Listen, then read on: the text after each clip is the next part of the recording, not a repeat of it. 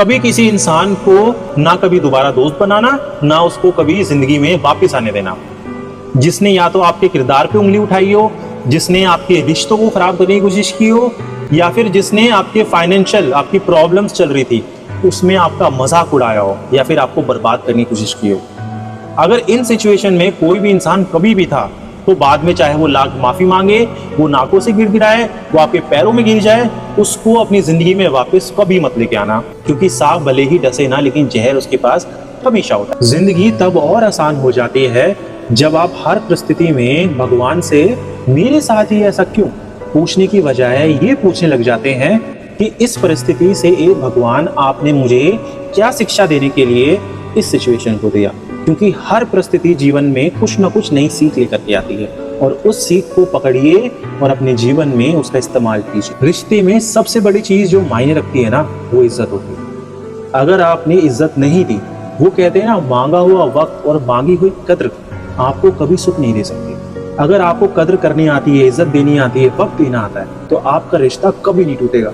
जो व्यक्ति बहुत हंसता खेलता है ना, जो बहुत आनंद में रहता है, जो जिस सभा में जाता है सबको खुश कर देता है, किसी भी बात पर उसके पास ऐसे शब्द होते हैं जिससे सब खुश हो जाते हैं, दूसरों को छेड़ता है, हंसाता है, उसके जीवन में जब भी दुख आता है ना, उस समय दूसरों को भी पीड़ा होती है कि इतना हंसता खेलता व्यक्ति शांत कैसे।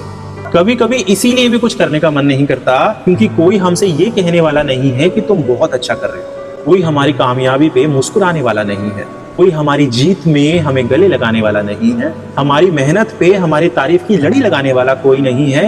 हम हार भी गए तो किसी को नहीं पड़ी, हम पे भरोसा रखने वाला कोई नहीं है हमारे सिवा।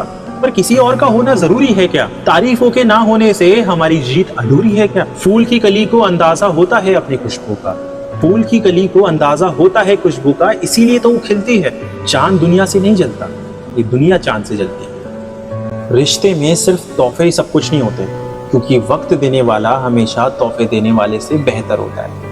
देखो, ये पास्ट है, ये प्रेजेंट है और ये फ्यूचर है। हमें लगता है कि समय पास्ट से प्रेजेंट और फिर फ्यूचर की तरफ बढ़ता है, लेकिन अगर देखा जाए, ना तो हमने पास्ट को महसूस किया, ना ही हमने फ्यूचर को महसूस किया। पास्ट सिर्फ एक मेमोरी है जो हम प्रेजेंट में महसूस करते हैं, वैसे ही फ्यूचर एक कल्पना है जिसे हम प्रेजेंट में महसूस करते हैं। तो ना तो पास्ट है ना फ्यूचर है, सिर्फ प्रेजेंट रहा। इसीलिए कहते हैं जो है वो आज है और आज एक तोहफा है।